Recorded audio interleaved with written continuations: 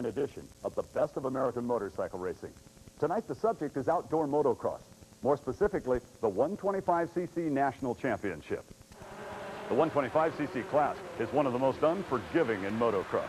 Equally matched, the machines give way to rider ability. It is for this reason that team managers look to the 125cc ranks for the sport's future superstars. Tonight, you'll meet a 125 champion who is also a budding superstar. On this week's edition of the Best of American Motorcycle Racing, a look back at the 1988 AMA 125cc National Motocross Series and the national champion, George Holland. The type of young man that young ladies take home to meet mother. In fact, in the 3rd grade in Kerman, California, that's just what Dana Bolden did. Since then, the two have been inseparable. George was a high school jock while Dana watched and cheered every move. By the time their prom rolled around, their futures were cut and dried. The longtime sweethearts married and built a home in the middle of a 40-acre almond farm, just a few miles from where they grew up. Here, the 1988 AMA 125cc National Motocross Champion unwinds after the races.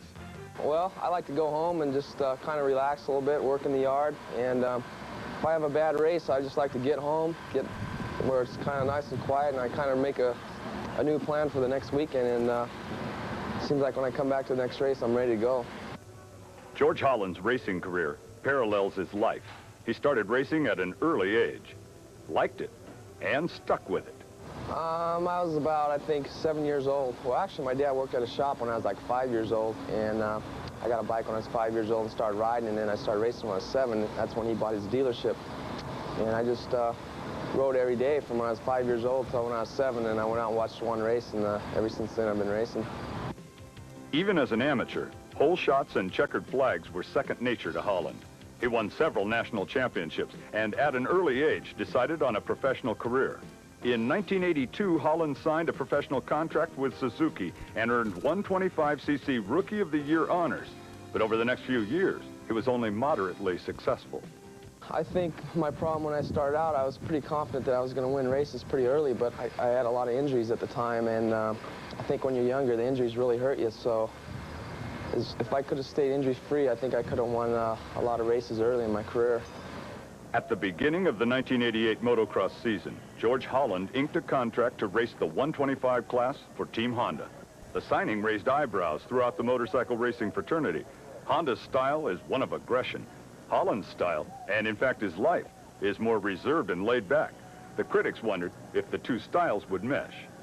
Well, yeah, the image is aggressive, but we always try to look long-term and who can really come through with the championship. And George was always bridesmaid in the 125 class. I think he's ridden it longer than anyone, and he's so consistent. We just thought together we could pull through and win another title. Honda won the title. I think it's 4 or 5 years in a row now. So George was just a consistent long-term bet. When we return, we'll take a closer look at that long-term bet and the 1988 chase for the AMA 125cc National Motocross Championship. Welcome back to the Best of American Motorcycle Racing. I'm Bruce Flanders. On today's show, we're looking back at George Holland's chase for the 1988 125cc National Championship motocross title. Team Honda's Mickey Diamond won the crown in 1987, but moved to the 250cc class in 1988. With no defending champion, there was no clear-cut favorite to win the 1988 125 crown. Most experts agreed, though, the title chase figured to be a 3-rider slugfest. After 2 rounds, 2 of the 3 preseason picks were on top of the championship point standings. Eric Kehoe, a Team Suzuki rider from Granada Hills, California, and George Holland. At the season opener in Gainesville, Florida, and at round 2 in Sacramento, California, each rider scored a first and a second-place finish in the 2 motos that make up a championship round. The 3rd rider, absent from the standings board, was Guy Cooper from Stillwater, Oklahoma. Prior to the start of the U.S. season, Cooper was injured while racing in Europe. Not fully recovered, Cooper scored only 6 points in the first 2 rounds. Round 3, at Lake Sugar Tree in Axton, Virginia. Cooper was mentally ready to ride. The question was, is he physically ready? With the first moto underway, Cooper, rider number 5, answered the question. The Honda rider was in 3rd and riding strong.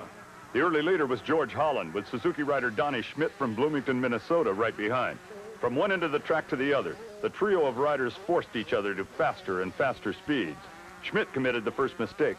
While exiting a tight left-hand U-turn, Schmidt turned the throttle on a little too hard. With his Suzuki out of control, Schmidt was easy prey for Cooper. The next rider to succumb to the pressure was Holland. On the backside of the track, Holland missed a corner and was passed by Cooper and Schmidt. The rest of the moto was error-free. Donnie Schmidt stayed close to Cooper's rear wheel, with Holland right behind. When Cooper took the checkered flag, all doubt was erased from the minds of the critics. Guy Cooper was fit and obviously ready to race. As the second moto got underway, the huge crowd on hand lined the fences hoping for a repeat of Moto number 1. They got it, and the action was even better. It started with the first corner with a 3-rider pilot. Fortunately, the incident did not include the front runners from Moto number 1. They were again at the head of the pack, but with a couple of additions. Guy Cooper was the leader, with number 971 Larry Ward, a Yamaha rookie, right behind. Rookies are not supposed to run with the established stars, but nobody told Ward. The youngster from Snohomish, Washington applied the pressure, then made the pass. For several laps, the first 5 riders, Ward, Cooper, Holland, Schmidt, and Eric Kehoe, amazed the crowd. They rode together, sometimes just inches apart. Eventually, experience persevered, and Ward gave way to the established stars. Guy Cooper regained the number 1 position, but was not able to hold it. Rider number 9, Suzuki's Eric Kehoe, tied for the series lead going into the Axton round, was not a factor in Moto number 1. He was, though, in Moto number 2. The Team Suzuki star blew past Cooper to take over the lead. Before the moto was over, George Holland also passed Cooper. At the checkered flag, it was Kehoe, with George Holland second and Guy Cooper third. Donnie Schmidt finished fourth, while the rookie Larry Ward took a well-deserved fifth. Guy Cooper left Axton with the overall win. George Holland, though, left with the lead in the championship standing. At round 4 in Southwick, Massachusetts, Holland extended his points lead by taking the overall win. The Honda rider finished 5th in the first moto, but rebounded with a strong first place in Moto number 2. Guy Cooper finished 2nd overall, while Larry Ward turned in another fine performance. And Eric Kehoe, the rider closest to Holland in the standings, finished 4th. As the tour moved to Mount Morris, Pennsylvania for round 5, the battle lines were clearly defined. Guy Cooper was riding well, but the points he'd lost in the first 2 rounds put him at such a deficit that winning the title would be nothing short of a miracle. The fight for the crown was between 2 riders, George Holland and Eric Kehoe, 2 riders that were longtime friends. In the years past, the 2 had shared the limelight as members of the Team Suzuki. By season's end, the limelight would belong to only one. On the line for the start of Moto number 1 at High Point Raceway in Mount Morris, Pennsylvania, there was no thought of friendship on the part of any of the competitors. There was only concentration, as rider and pit crew alike prepared the surface in anticipation of the start. When the gate dropped, the field of 40 headed towards the first corner, an uphill, sweeping 180-degree left-hander. Leading the field through the sweeper was Todd DeHoop, number 37, a Suzuki rider from Michigan. Right behind him came George Holland and Guy Cooper. Then in the second corner, trouble for about half the field, as 4 riders go down and slow the pace of several others. The series championship leaders, though, were through with no problems. When the pack reappeared from the back part of the track, Cooper had the lead with DeHoop in second. That order changed when Holland drew a bead on DeHoop and took over the runner-up slot. Midway in the moto, the order changed again. This time, Holland had moved to the number 1 position. Throughout the remainder of the moto, Cooper chased Holland, but he could not reclaim the lead. Meanwhile, Eric Kehoe was doing his best to work through the pack. The Suzuki rider crashed early in the race, severely damaging the front wheel of his bike. By the end of the moto, Kehoe had worked to 15th and settled for that position. At the checkered flag, Cooper was still trying to pass, and his efforts almost paid off. Holland relaxed a bit too early, and Cooper got a wheel inside. Holland took the win, but by the narrowest of margins. With the second moto underway, Cooper did not have to worry about making a pass. The Oklahoma rider took the lead early and never looked back. Had he done so on the last lap, he would have seen Eric Kehoe make this pass on Holland to take over the number 2 position, and that's the order in which they finished. Cooper took the moto win, earning his 2nd overall win of the season. Kehoe finished 2nd, while George Holland caught 3rd. After 5 rounds, George Holland held a commanding lead in the championship series. Over 2nd place, Eric Kehoe. Guy Cooper remarkably had climbed all the way to 5th. The motocross action continues on ESPN's Best of American Motorcycle Racing right after this. Welcome back. San Antonio, Texas was the site of round 6 of the 125 National Championship Motocross Series. It was also the site of series points leader George Holland's 2nd overall win of the season. Holland, rider number 3, turned in moto performances of a first and a second place, while the best number 9, Eric Kehoe, the rider in second place in the series, could do was a fourth and a third. That translates to 9 more points lost to Holland. There were still 6 races remaining in the series, but the handwriting was on the wall. Unless Kehoe improved his finishing position, the championship was all but lost. For Holland, on the other hand, things could not have been better. The rising Team Honda star was the picture of consistency. Heading into round 7, Holland had won 5 of 12 motos run, finished second 4 times, and third twice. His worst finish was a 5th. He was on a roll. It's just a good confidence builder. You come to the race, and when you get on the track, you pretty much know you're going to win, and that really helps. That's how I felt last year. I'd come to the race, and I knew I had the best bike and best mechanic and the best team to work for, so I pretty much felt like I couldn't lose. For Holland, who felt like he couldn't lose, and Kehoe, who must have felt like he couldn't win, round 7 at Red Bud Raceway in Buchanan, Michigan was a typical day. Holland put together a pair of strong rides, finishing second in both motos.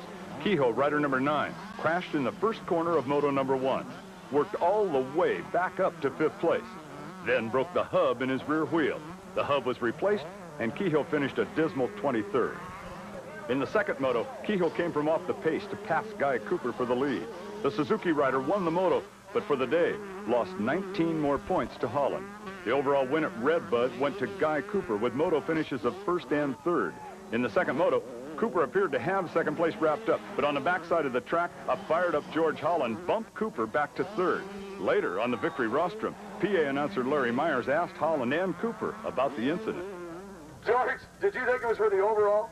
Yeah, I did. Okay, then that makes it all perfectly legal. Besides that, it was just a week or so ago when it was turnabout. Well, I think the guy owes me a couple now because I've hit him a couple weeks in a row now, so. But I got a little too aggressive. Okay, what happened last week? Well, last week he was running first and I was running second, and was going on the outside of a turn, and he just kept going wider and wider and wider and pushed me off the track. George, wait a minute. Now, look at this, okay? And so I came in and I said, well, George, I owe you one. He goes, yeah, you do. We came in today and I yelled at him, that's 2. The physical contact alluded to by Cooper surprised a large contingent of fans. To them, George Holland was a non-aggressive rider. He was an all-around good guy that would never initiate contact. Holland, though, says that's a bum rap. Well, I think on the track, I don't really think I'm that nice of a guy, but I'm a clean rider and I like to win. You know, I don't worry about cutting a guy off or brake checking him because I want to get out front and I want to pull away. So, you know, if a guy gives me a problem, I'll fight back with him. But as far as being a dirty rider, I think I got a pretty clean reputation. It was easy to overlook a rider like George because he doesn't have that flamboyant, flashy riding style, but he really is aggressive, usually stronger in the second race than the first race of a national, championship race. And but he is smooth, and it just doesn't come off like he's riding that fast. He doesn't stand out like possibly another rider.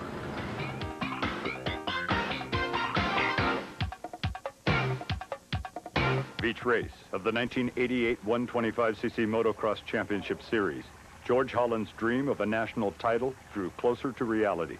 After each event, the series leader returned home to Kerman, California, to wonder if this was the year. It was really important for me. I wasn't really worried about anything but the championship all year long. I mean, I didn't care about the money, anything. All I wanted was the championship, so I set my goals to win it, and everything I did was focused around the championship. George was not the only member of the Holland household focused on the title. Sharing each experience, good and bad, Dana Holland became a familiar figure in the Honda pits.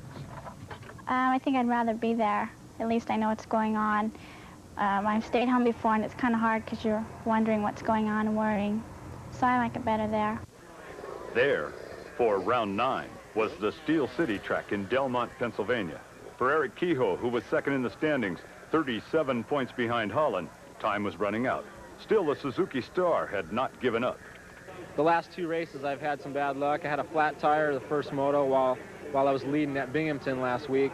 And the week before that, I had a rear wheel break, and I had to stop in the pit area and change the rear wheel during the race. So I lost some points there, but we've got a few more races left, so I'm going to do the best I can to catch up. When the gate dropped for the start of Moto number 1, the rest of the field played catch-up to Kehoe. The Suzuki rider found a good line on the inside of the first corner and emerged with the lead. In the second corner, however, the Suzuki bogged momentarily, and both Holland and Cooper were quick to take advantage of the situation. Kehoe quickly recovered and held on to third. For several laps, the order remained unchanged. Then Cooper, not happy with second, astounded the crowd. He jumped over the top of Holland and took the lead. The Honda rider from Oklahoma, though, was not able to hold it, nor could Holland hold second. Toward the end of the moto, Eric Kehoe emerged as the leader and went on to claim the win. In the second moto, Holland again was the early leader. This time he was way out in front, with local favorite Mike Jones in second and Cooper third. It was time for another aerial show, and Cooper obliged. Mike Jones didn't believe it and looked around to see what happened, and that was all Kehoe needed, and the Suzuki rider moved up to third. By the end of the moto, Kehoe was in second and closing on Holland, but time ran out. Kehoe, with a first and a second, took the overall win, but hardly dented the points lead of Holland, who recorded a third and a first. With only 3 championship rounds remaining, including this one at Troy, Ohio, Holland appeared to have the championship in the bag. It would take extraordinarily bad luck on his part to lose it now.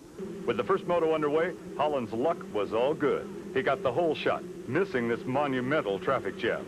2 laps later, Guy Cooper was the leader and was pulling away. Holland wisely let Cooper go. The Troy track, slippery from an all-night rain, was no place for heroics. Cooper took the win with Holland second. Eric Kehoe had survived an early moto crash to finish 6th. That, though, turned out to be the least of Kehoe's worries. Moto number 2 was a complete disaster for the Suzuki star. In the early going, Holland, riding at a smooth, confident pace, was the leader, followed by Donnie Schmidt, number 16, and Ty Davis, number 191. Kehoe was in 4th place, well within striking distance of his longtime foe. Then Kehoe failed to come around. It was later learned that while trying to pass Davis, Kehoe had sideswiped a fence pole and left the race with back and foot injuries. For Kehoe, the season was over. The slippery Troy, Ohio track took its toll, while the series points leader took the checkered flag and his 3rd overall win of the season. More importantly, with 2 races remaining and Kehoe out on the sidelines, Holland left Troy, Ohio with a nearly insurmountable championship points lead. When we returned, the final rounds of the championship drive.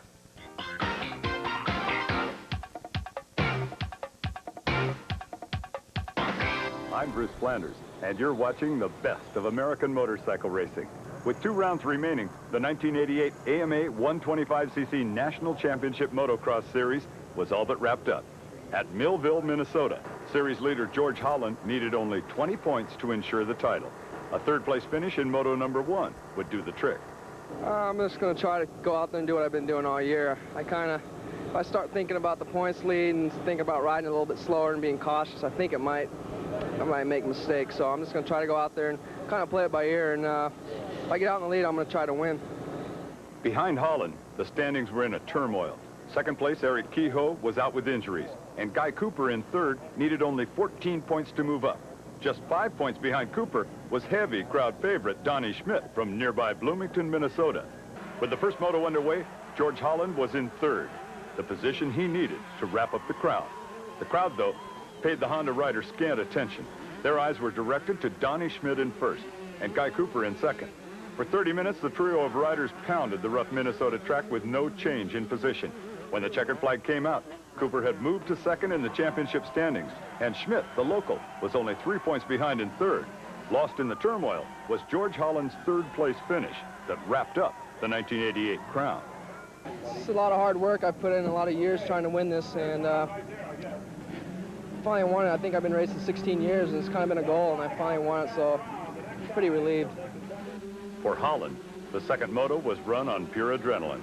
The year-long struggle was at last over, and amidst the Schmidt-Cooper battle, winning the title seemed almost anticlimactic. Holland finished 6th in moto number 2 after taking the early lead, then crashing. Also crashing in the 2nd moto, in fact, he did it twice, was crowd favorite Donnie Schmidt. The Suzuki rider, though, was not about to be denied. Schmidt rebounded, and late in the moto, passed Yamaha's Mike LaRocco for the win, and enough points to take over 2nd in the standings. Cooper, with a flat tire, finished the 2nd moto in 5th. The Pacific Northwest played host to the 12th and final round of the 1988 125cc National Championship. For George Holland, the pressure was off. At Washougal, Holland would ride for his own self-esteem. The battle for second place, however, would go to the wire. 7 points separated Cooper in third and Donnie Schmidt in second. The first moto was underway and George Holland was in front, followed by Rick Simmet. Those that thought Holland would rest on his laurels had another think coming. The newly crowned champ was going for the win, and so too was Cooper. The Oklahoma rider made the pass and moved into second. Behind the front runners, the rest of the pack, including Donnie Schmidt, fought for position. When the front runners came back around, Holland had dropped off the pace, and Guy Cooper was in the lead, followed by Jeff Emig on a Kawasaki. Cooper's position up front was never challenged. Emig, however, by the midway point, had all kinds of company.